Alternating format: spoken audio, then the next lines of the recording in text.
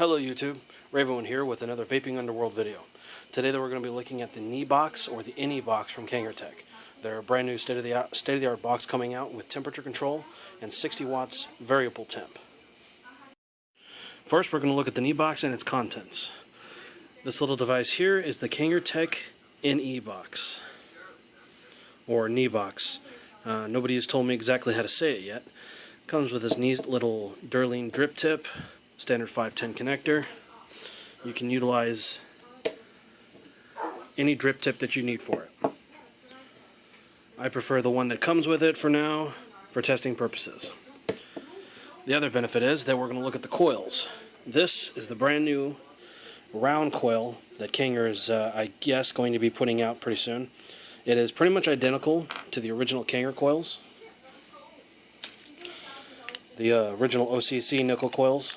It doesn't look too much different. You can see here, if we'll focus, that they don't look too much different. Same size, same design, and the benefit is that these coils are interchangeable into the new box. The added benefit is that we can use the new Clapton nickel coils from Atom Vapes. I did a small mini review on them earlier. So, back to what it comes with. You have the neat little instruction pamphlet here. You know, it tells you about, tells you all the different functions of the box, explains how to do the rebuildable atomizer. Now, I have a version 2 here that comes from a Subtank Plus and a version 2 from theirs. I can't see any difference in the new V2 from their box and the original V2 from the Plus.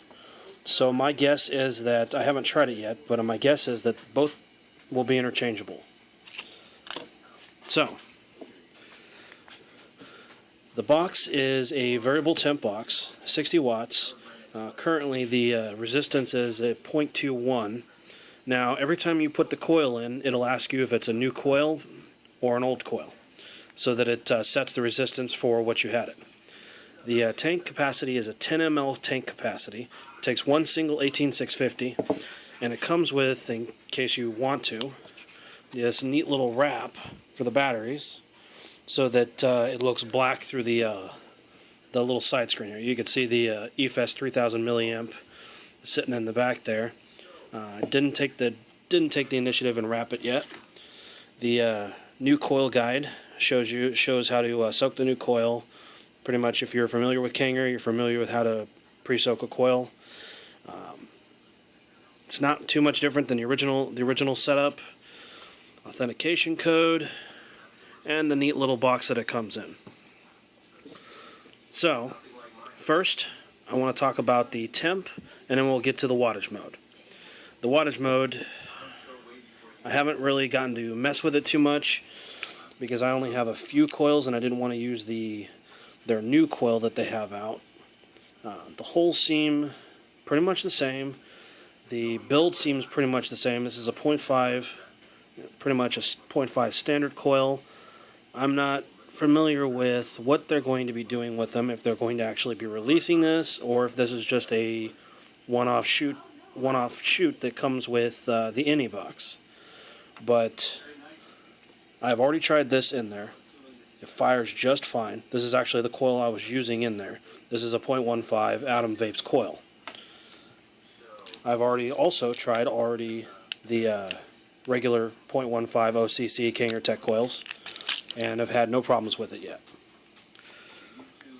It has a multifunction that allows you to switch the display, so like if you're left-handed or right-handed, you can switch the different display.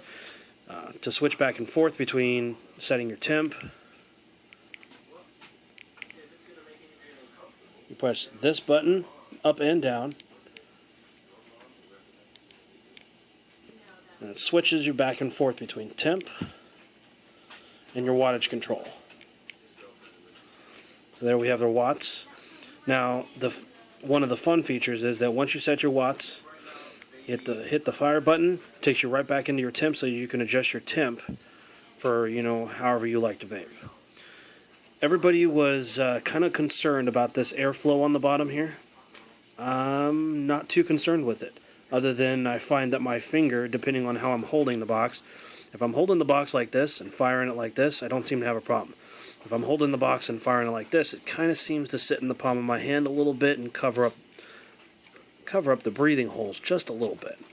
Now, the vape on it is pretty good. I can't tell very much difference between the way it vapes versus like a Subtank Plus or a Subtank Mini. It pretty much seems like a basic design for like pretty much a bigger Subtank. The battery compartment, I don't really like the fact that the battery compartment, you have to use a screwdriver or a coin to remove it. This one has the same function. You can use that to tighten it down extra, and believe me, you do need to get that tight. If you don't get it tight, your atomizer here in the bottom, your atomizer will read, it'll just start blinking .999, and then you have to retighten it down, press the fire button again, and press up to select positive coil. I really wish Kanger had included something to cover the charging port hole, mainly because I find my finger seems to rest upon it, and I get a funny feeling that like all the Kanger boxes, that's probably going to get gummed up and full of nasty stuff, maybe juice. So I wish they'd included like a little rubber plug or something to put on there. At first glance, it kind of reminds me of like an older vapor flask, other than the fact that the tank is enclosed inside of it. But all around, 24 hours use, it seems like a pretty decent box. It doesn't get too warm. The resistance that it's set at, this one is currently 0.21, and I was vaping at 372 degrees and 37.5 volts. We'll be right back with a vape. Okay, we're back, and what I was going to do is I was going to run over the flavor and let you know how I feel about the flavor, the vapor production, and pretty much my all-around opinion on it.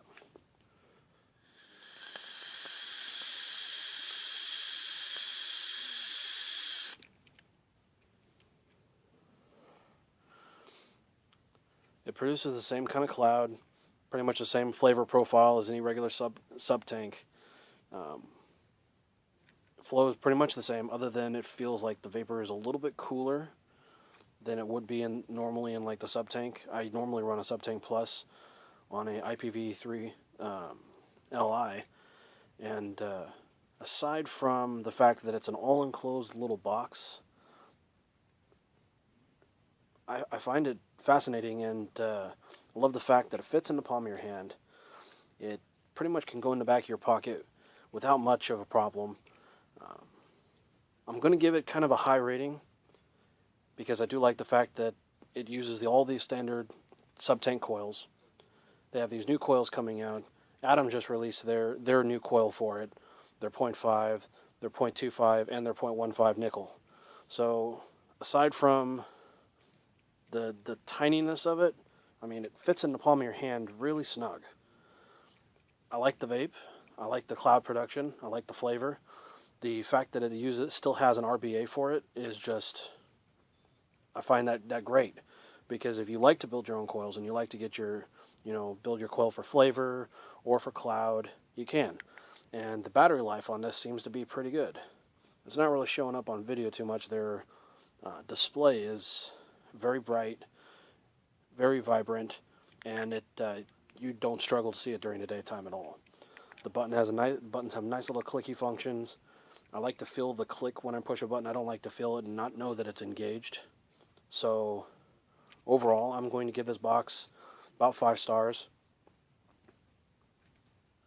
So far, it ranks out pretty good.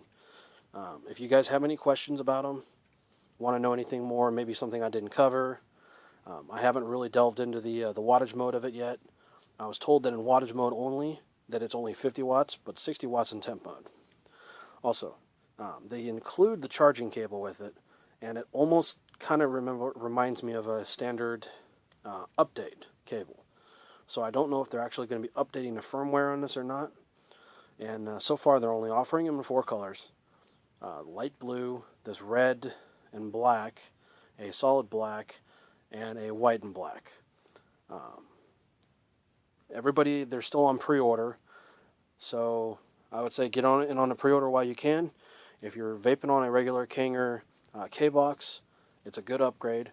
The 10 ml capacity, you don't have to fill it up all day. It's a good vape all around. So,